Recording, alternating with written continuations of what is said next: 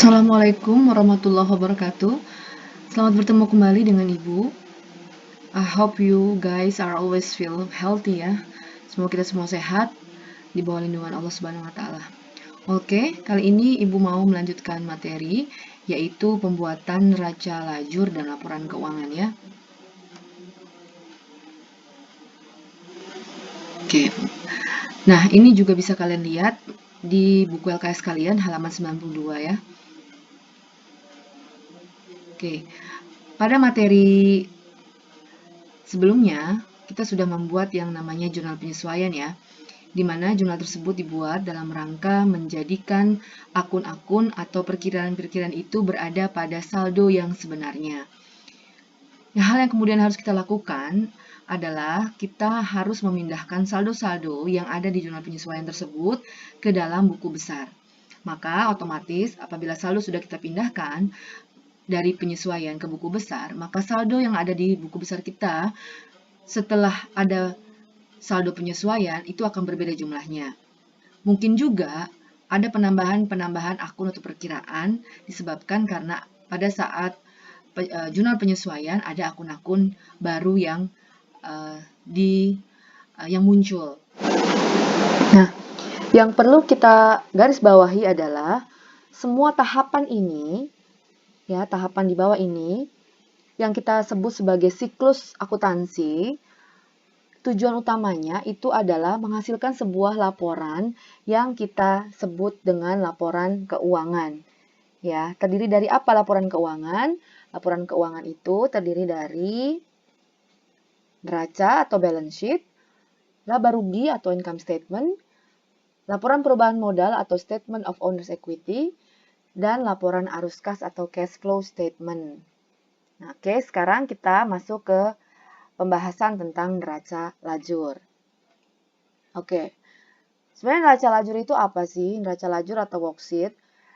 Kalau di buku LKS kalian, halaman 93, kalian bisa lihat di situ, neraca lajur itu adalah suatu kertas kerja ya, yang memuat daftar untuk menghimpun semua data akuntansi yang dibutuhkan pada saat pembuatan laporan keuangan. Nah, kertas kerja ini terdiri dari kolom-kolom. Kolom-kolomnya apa aja? Yang pertama adalah kolom neraca saldo atau trial balance. Kemudian yang kedua, kolom penyesuaian atau adjusting entries ya, kolom jurnal penyesuaian.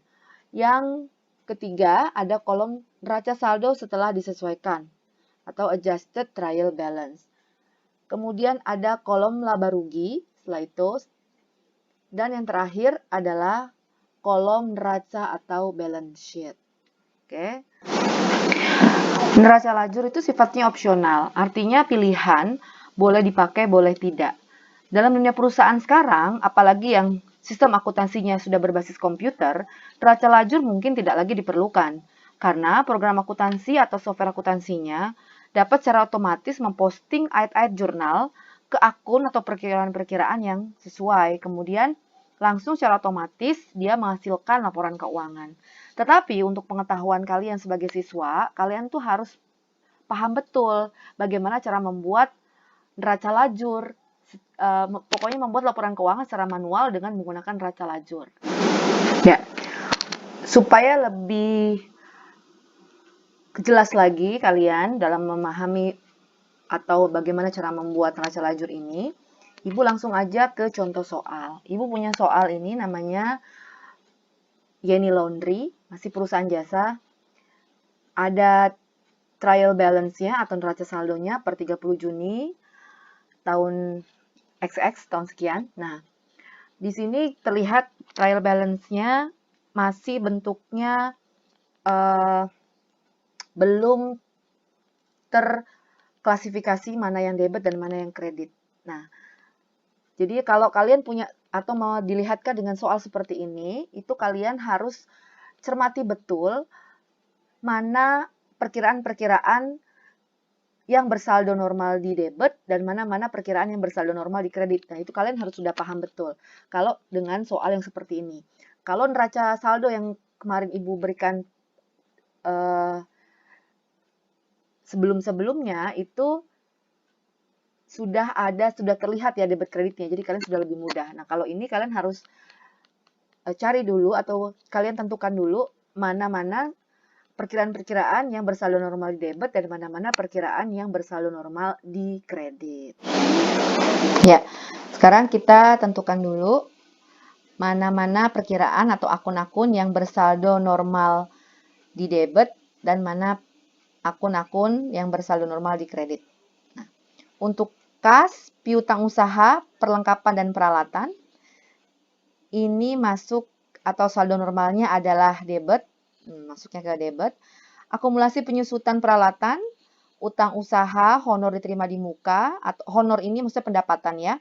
Pendapatan diterima di muka itu bersaldo normal di kredit, ditempatkan di kredit. Kemudian modal yeni juga ditempatkan di kredit. Nah, prive yeni ini bersaldo normal debit, ditempatkan di debit. Pendapatan jasa laundry si yeni ini, pendapatan itu bersaldo normal di kredit, maka ditempatkan di kredit. Kemudian beban, nah untuk beban-beban, semua beban-beban ini masuk atau bersaldo normal di debit. Jadi dimasukkan ke sisi debit.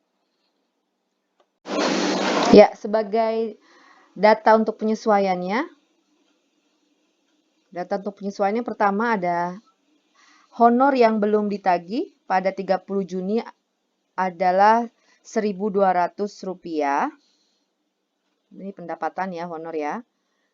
Kemudian yang kedua, jasa dari honor diterima di muka, jasa dari pendapatan diterima di muka, periode berjalan hanya sebesar 700. C. Penyusutan peralatan untuk periode berjalan Rp1.000. D. Perlengkapan yang tersisa pada tanggal 30 Juni adalah Rp290. Ada upah akrual yang pada tanggal 30 Juni itu Rp140 belum dibayarkan. Nah, kalian diminta untuk membuat yang pertama ayat jurnal penyesuaian yang diperlukan. Kalian diminta untuk membuat itu. Kemudian yang kedua, setelah bikin ayat jurnal penyesuaian, kamu buat neraca lajur dengan kolom 10 atau 10 kolom. Yang ketiga, kemudian sajikanlah laporan laba rugi dan neraca serta laporan perubahan ekuitasnya per 30 Juni 2020 maksudnya kalian ya. Per 30 Juni XX tadi kan Ibu bilang ya. Oke. Kita lanjut, kalian sekarang diminta untuk membuat pertama kali yaitu ayat jurnal penyesuaian yang diperlukan ya. Oke, kita ke slide berikutnya. Nah, analisa tentang data penyesuaian yang bagian A, yaitu honor yang belum ditagih pada 30 Juni adalah Rp1.200. Nah, ini merupakan pendapatan jasa nih yang belum diterima honornya dari pelanggan, tetapi jasanya sudah kita berikan, gitu ya. Maka akan muncul piutang usaha dan pendapatan jasa. Sejumlah berapa? Ya sejumlah yang diketahui, yaitu 1.200. Maka jurnalnya adalah piutang usaha di debit, kemudian pendapatan jasanya di kredit sebesar 1.200.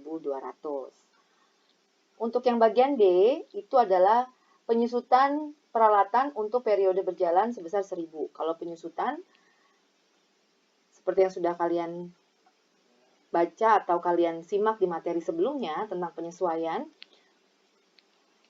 penyesuaian untuk penyusutan peralatan itu jurnalnya selalu sama, yaitu beban penyusutan di debit dan akumulasi penyusutan peralatan di kredit. Besarnya adalah sebesar yang diketahui. Kalau diketahuinya langsung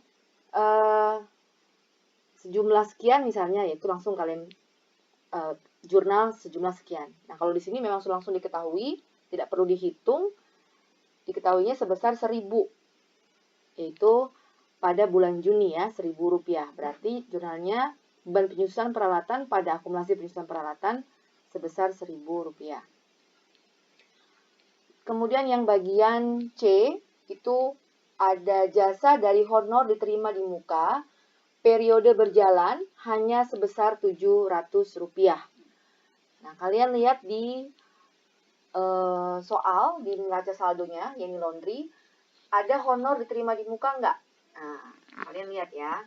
Di sana ada honor diterima di muka, ternyata. Sebesar berapa? Honor diterima di mukanya adalah sebesar Rp2.000. Nah, itu adalah honor yang diterima di muka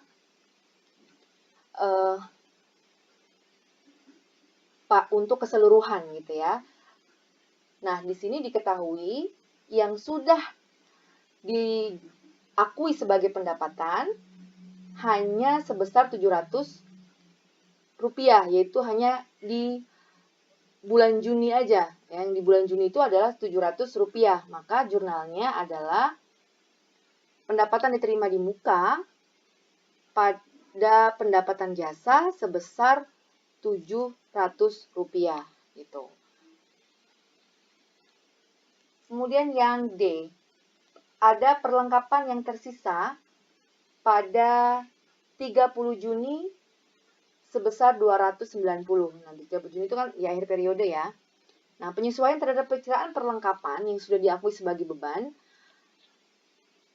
karena yang tersisa di akhir bulan Juni adalah 290, sedangkan di awal Juni terdapat perlengkapan sebesar 1.800, kamu lihat di mana? Kamu lihat di neraca saldo.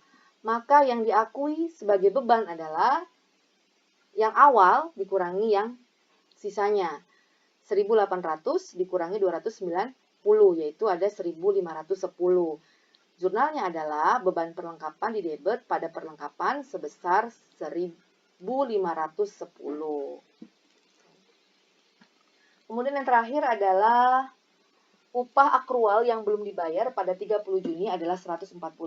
Nah, ini adalah merupakan penyesuaian untuk mencatat adanya utang gaji atau utang upah. Jadi gaji yang belum dibayarkan tetapi sudah dibebankan oleh perusahaan Yeni Laundry pada tanggal 30 Juni. Besarnya berapa? Besarnya diketahui sebesar Rp140. Maka jurnalnya adalah mengakui beban upah di debit dan utang upah di kredit sebesar Rp140. Oke, sampai sini. Mudah-mudahan kalian paham ya.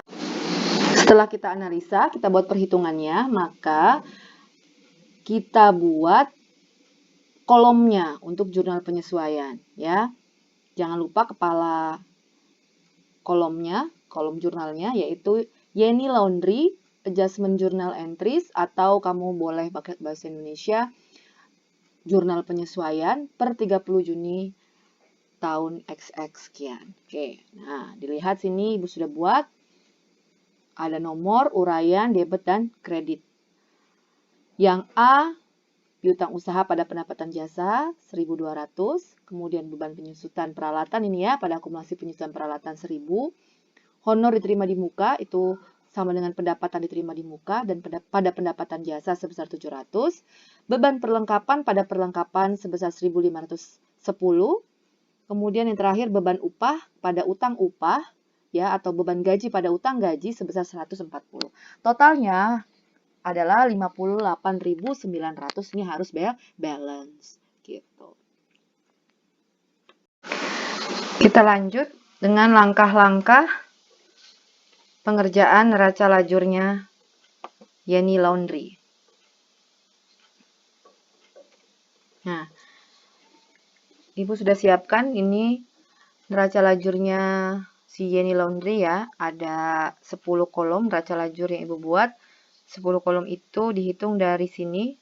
1, 2, 3, 4, 5, 6, 7, 8, 9, 10 kolom. Nah, ada apa saja tadi sudah Ibu jelaskan. Ada account number atau nomor akun. Ya, sudah Ibu siapkan. Kemudian ada account name. Nama-nama perkiraannya apa saja. Kemudian trial balance, debit credit, adjustment journal, debit credit, adjusted trial balance, debit credit, income statement, debit credit, dan balance sheet debit credit. Nah, trial balance itu adalah neraca saldo, adjustment jurnal adalah jurnal penyesuaian, adjusted trial balance adalah neraca saldo setelah disesuaikan, income statement adalah laporan laba rugi, dan balance sheet adalah neraca. Oke, langkah pertama.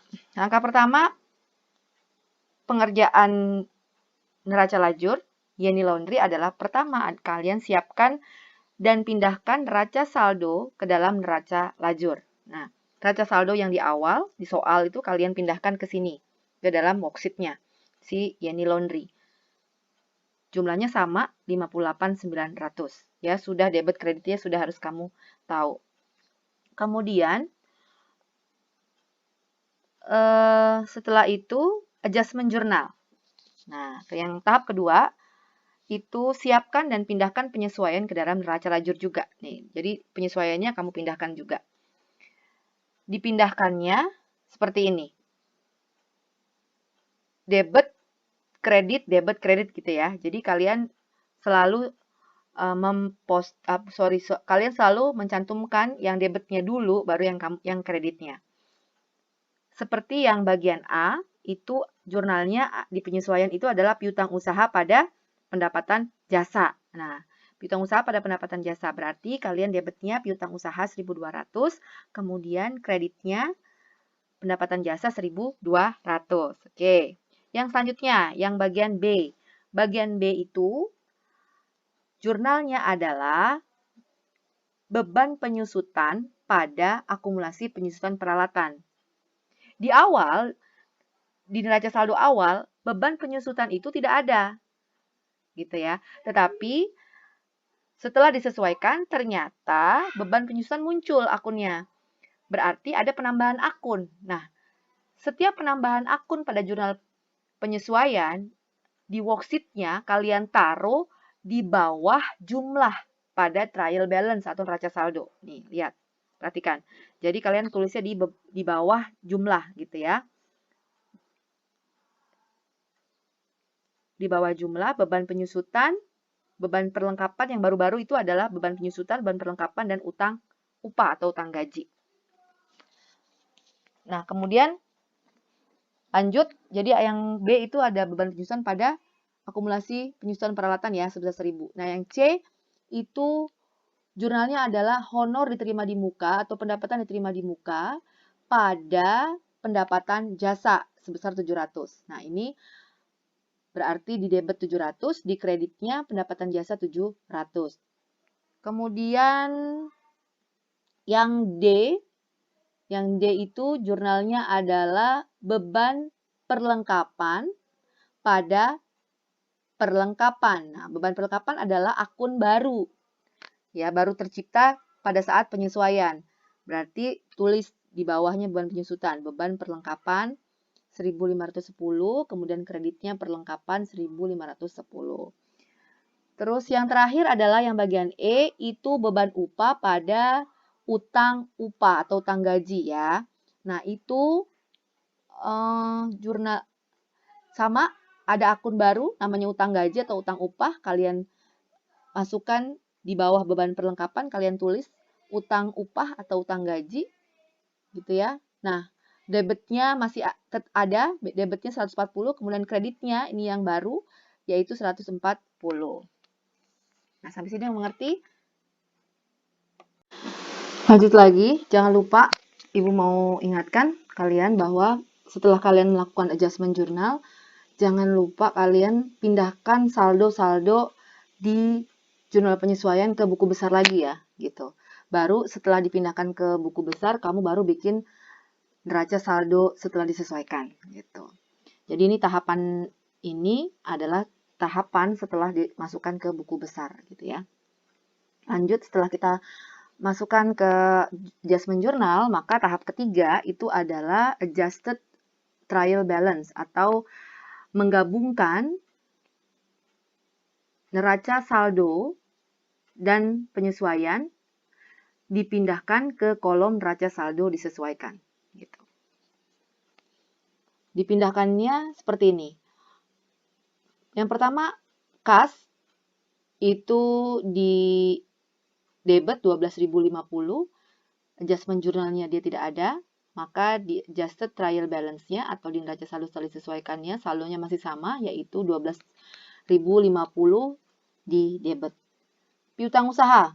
Piutang usaha itu di neraca saldo atau trial balance itu 5.500. Lihat adjustment-nya, dia ada penambahan sebesar 1.200, sama-sama di debit ya, berarti dijumlahkan.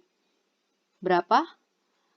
6.700 masukkan ke adjusted trial balance. Kemudian perlengkapan 1.800, adjustment-nya ada, adjustment-nya di kredit. Nah, adjustment-nya di kredit berarti debit, kredit berarti dikurang ya. 1.800 dikurangi 1.510, saldonya ada 290 di debit. Kemudian peralatan 17.900, adjustment-nya tidak ada penambahan, tidak ada adjustment, maka saldonya tetap sama, 17.900 dipindahkan ke adjusted trial balance. Akumulasi penyusutan peralatan ada di kredit sebesar 10.900, di adjustment di kredit juga sebesar 1.000, berarti ada penambahan 10.900 ditambah dengan 1.000, di adjusted trial balance saldonya di kredit sebesar 11.900. Utang usaha itu di neraca saldo ada 750 di kredit. Penyesuaiannya tidak ada, maka pindahkan langsung, sama-sama di kredit juga, yaitu 750. Honor diterima di muka atau pendapatan diterima di muka, ini di neraca saldo ada 2.000 rupiah, adjustment-nya sebesar 700 rupiah di debit, nah di kredit debit, kredit kemudian debit berarti dikurangi, 2.000 dikurang 700, ada 1.300 bersaldo di kredit. Kemudian modal yeni 10.000, tidak ada adjustment, pindahkan, masih di kredit juga 10.000. Kemudian prefer di debit 1.500, adjustment-nya tidak ada, maka dipindahkan ke adjusted trial balance, masih di debit juga 1.500. Pendapatan jasa ada di kredit 35.250, kemudian ada adjustment di kredit juga, berarti ada penambahan ya, penambahan pendapatan jasa sebanyak 1.200 dan 700, berarti saldo di adjusted trial balance bertambah di kredit sebesar 37.150. Dari mana? Dari 35.250 ditambah 1.200 ditambah 700. Oke. Kemudian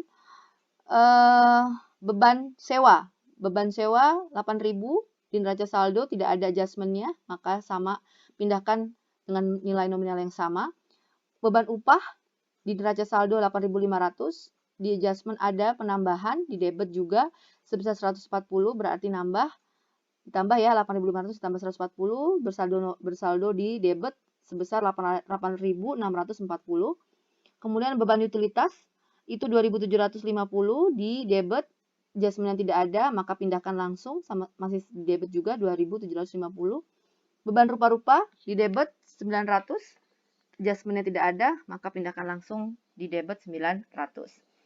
Kemudian beban penyusutan. Beban penyusutan ada di debit sebesar 1.000. Nah, pindahkan karena ini tidak ada mutasi ya, masih sama, berarti tidak ada mutasi. 1.000 pindahkan 1.000, 1.510 pindahkan 1.510, 140 di kredit pindahkan ke kredit juga di adjusted trial balance sebesar 140. Nah, kemudian nanti kita lanjutkan lagi ke income statement. Ya, ke tahap selanjutnya. Tahap keempat adalah memindahkan semua perkiraan dari neraca saldo setelah disesuaikan ke dalam laporan laba rugi dan neraca. Ya, di sini ada adjusted trial balance.